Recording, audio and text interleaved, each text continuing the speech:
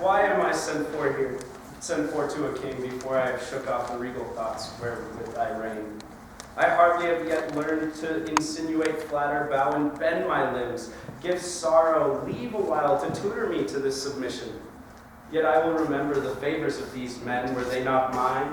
Did they not sometimes cry, all hail to me? So Judas did to Christ. But he in 12 found truth in all but one. I in 12,000 none. God save the king. Will no man say amen? Am I both priest and clerk? Well then, amen. God save the king, although I be not he.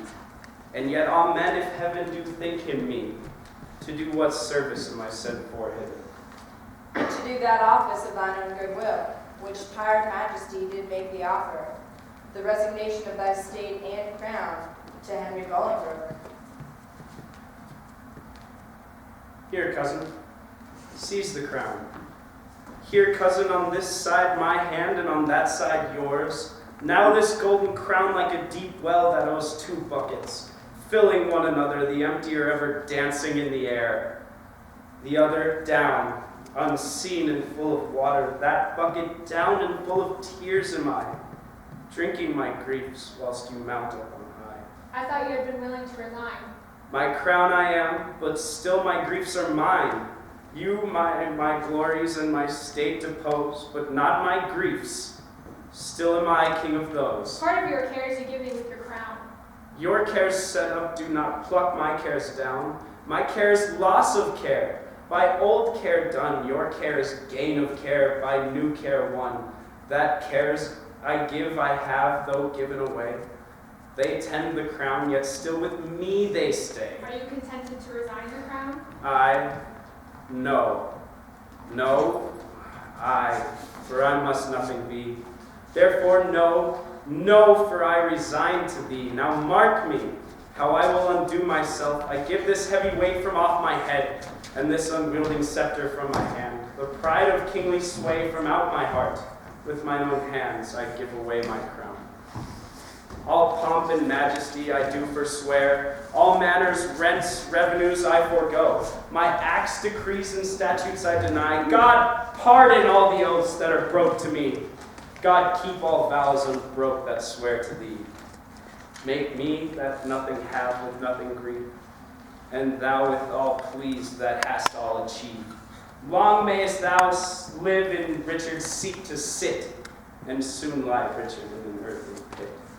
God save King Henry, and King Richard says, and send him many years of sunshine days. What more remains? No more, but that you read these accusations and these grievous crimes, committed by your person and your followers, against the state and profit of this land, that by confessing them the souls of men may deem that you are worthily deposed. Must I do so?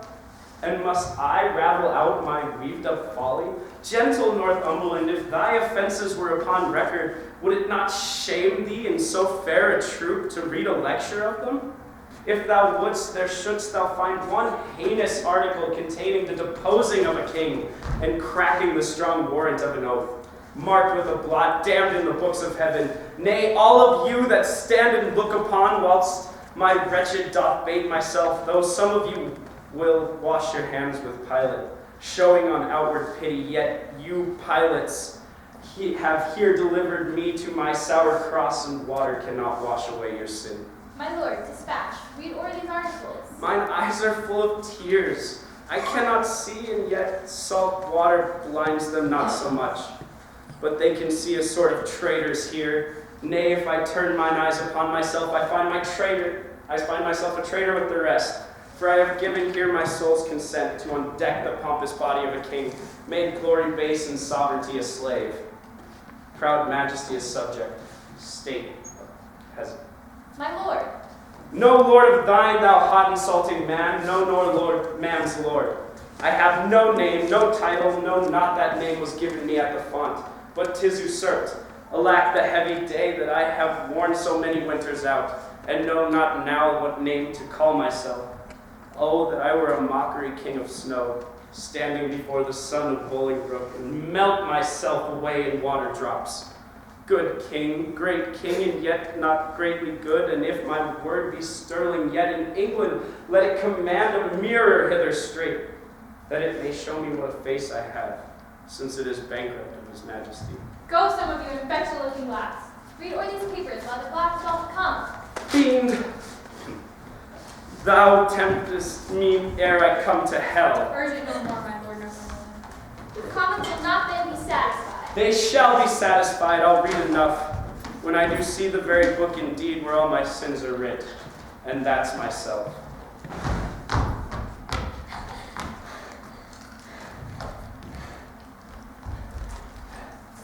Give me the glass, and therein will I read.